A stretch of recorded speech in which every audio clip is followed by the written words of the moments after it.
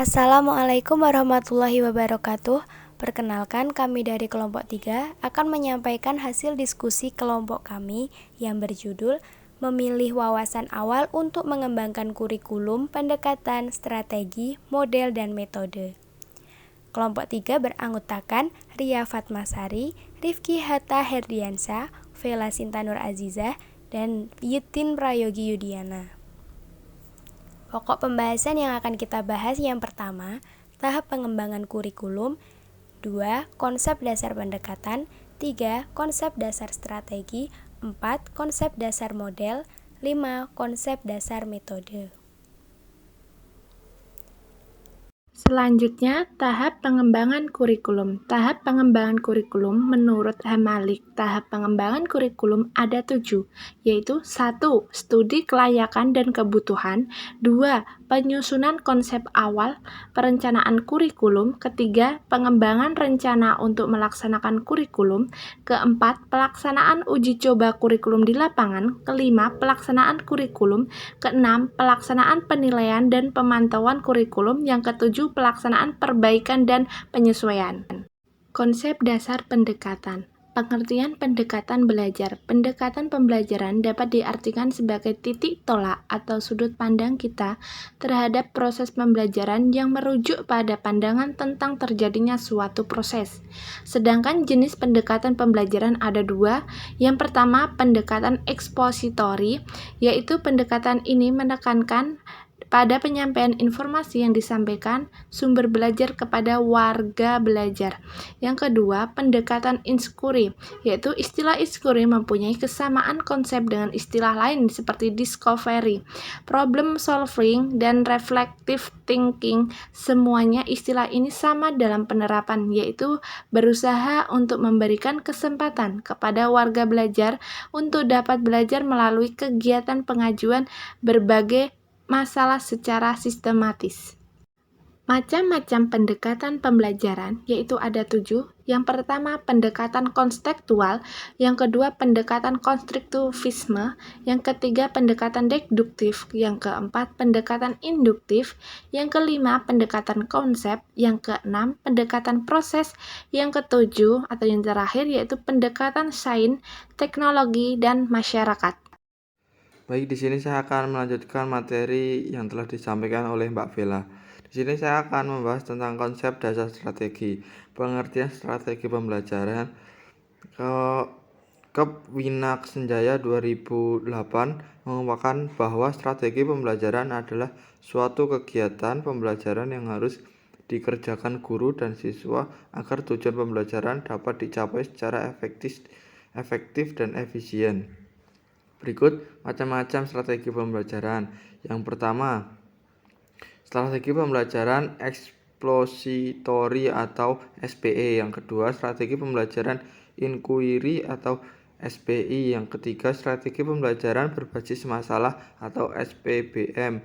Yang keempat, strategi pembelajaran kooperatif atau SPK. Yang kelima, pembelajaran strategi pembelajaran kontekstual atau CTL. Yang ketujuh, yang keenam, strategi pembelajaran efektif. Yang ketujuh, strategi pembelajaran kreatif produk. Yang kedelapan, strategi pembelajaran inkuirikatif. Yang ke-9, strategi pembelajaran berbasis proyek. Yang ke-10, strategi pembelajaran kuantum. Yang ke-11, strategi pembelajaran siklus. Yang ke-12, strategi pembelajaran berbasis komputer dan berbasis elektronik atau e-learning. Yang ke-13, strategi pembelajaran peningkatan kemampuan berpikir atau SPPKB. Selanjutnya, model pembelajaran.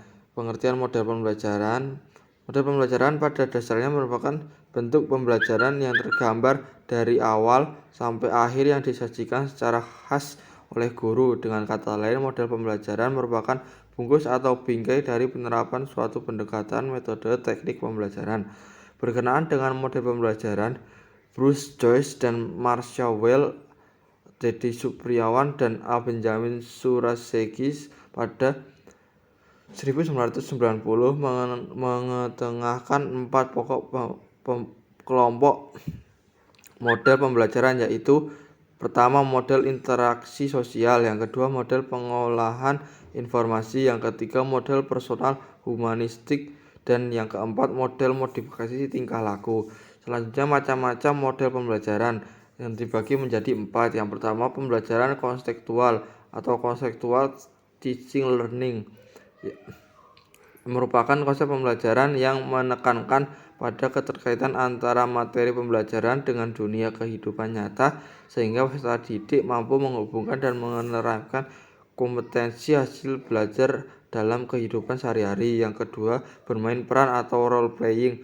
Bermain peran merupakan salah satu model pembelajaran yang diarahkan pada upaya pemecahan masalah-masalah yang berkaitan dengan hubungan antar manusia atau interpersonal relationship, terutama yang menyangkut kehidupan peserta didik. Yang ketiga, pembelajaran partisipatif atau participative teaching and learning. Pembelajaran partisipatif merupakan model pembelajaran dengan melibatkan peserta didik secara aktif dalam perencanaan, pelaksanaan, dan evaluasi pembelajaran. Yang keempat atau terakhir, nomor 4, yaitu belajar tuntas atau mastery learning. Belajar tuntas berasumsi bahwa di dalam kondisi yang tepat, semua peserta didik mampu belajar dengan baik dan memperoleh hasil yang maksimal terhadap seluruh materi yang dipelajari. Materi selanjutnya akan dibacakan oleh Mbak Widin. Berikutnya adalah nomor 5, yaitu pembelajaran dengan modul atau modular instruction. Pembelajaran dengan modul adalah suatu proses pembelajaran mengenai suatu satuan bahasan tertentu yang disusun secara sistematis, operasional, dan terarah untuk digunakan oleh peserta didik, disertai dengan pedoman penggunaannya untuk para guru. Yang berikutnya yaitu nomor 6, pembelajaran inquiry. Pembelajaran inquiry merupakan kegiatan pembelajaran yang melibatkan secara maksimal seluruh kemampuan siswa untuk mencari dan menyelidiki sesuatu, baik itu benda, manusia, atau peristiwa, secara sistematis, kritis, logis, analitis, sehingga mereka dapat merumuskan sendiri penemuannya dengan penuh percaya diri. Slide berikutnya adalah konsep dasar metode pembelajaran. Pengertian metode pembelajaran yaitu metode merupakan langkah operasional dari strategi pembelajaran yang dipilih dalam mencapai tujuan belajar, sehingga bagi sumber belajar dalam menggunakan suatu metode pembelajaran harus disesuaikan dengan jenis strategi yang digunakan. Untuk macam-macam metode pembelajaran yaitu metode ceramah. Metode ceramah yaitu metode pembelajaran yang menerangkan secara lisan atas bahan pembelajaran kepada sekelompok pendengar untuk mencapai tujuan pembelajaran tertentu dalam jumlah yang relatif besar. Yang berikutnya yaitu metode diskusi. Metode pembelajaran diskusi adalah proses pelibatan dua orang peserta atau lebih untuk berinteraksi, saling bertukar pendapat, dan atau saling mempertahankan pendapat dalam pemecahan masalah sehingga didapatkan kesepakatan di antara mereka. Yang ketiga yaitu metode demonstrasi.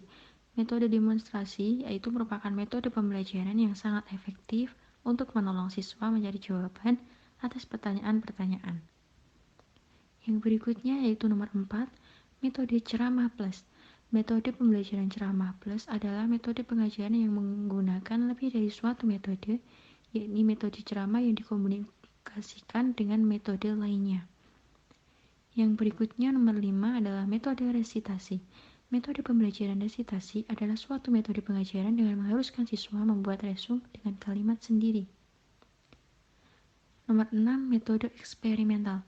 Metode pembelajaran eksperimental adalah suatu cara pengolahan pembelajaran di mana siswa melakukan aktivitas percobaan dengan mengalami dan membuktikan sendiri suatu yang mempelajarinya. Berikutnya nomor 7 adalah metode study tour atau karya wisata. Metode study tour sendiri merupakan metode pengajar dengan menggunakan cara yang menarik mengunjungi suatu objek guna memperluas wawasan. Selanjutnya peserta didik membuat laporan dan disaksikan serta membukukan hasil kunjungan tersebut dengan didampingi oleh pendidik. Berikutnya yaitu 8, metode latihan keterampilan. Metode latihan keterampilan atau drill method adalah suatu metode pengajar dengan memberikan pelatihan keterampilan secara berulang kepada peserta didik. dan mengajaknya langsung ke tempat latihan, keterampilan untuk melihat proses tujuan, fungsi, kegunaan, dan manfaat sesuai sesuatu yang di keterampilan tersebut.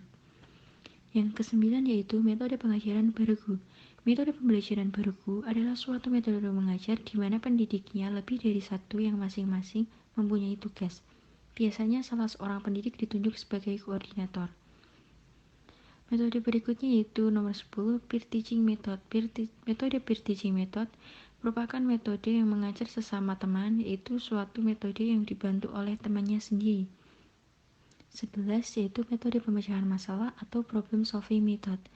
Metode problem solving atau metode pemecahan masalah bukan hanya sekadar metode mengajar, tetapi juga merupakan suatu metode berpikir. Sebab dalam problem solving dapat menggunakan metode-metode lainnya yang dimulai dengan mencari data sampai pada menarik kesimpulan. Metode problem solving merupakan metode yang merangsang berpikir dan menggunakan wawasan tanpa melihat kualitas pendapat yang disampaikan oleh siswa. Seorang guru harus pandai-pandai merangsang siswanya untuk mencoba mengeluarkan pendapatnya. Sekian presentasi dari kelompok kami. Wassalamualaikum warahmatullahi wabarakatuh. Thank you.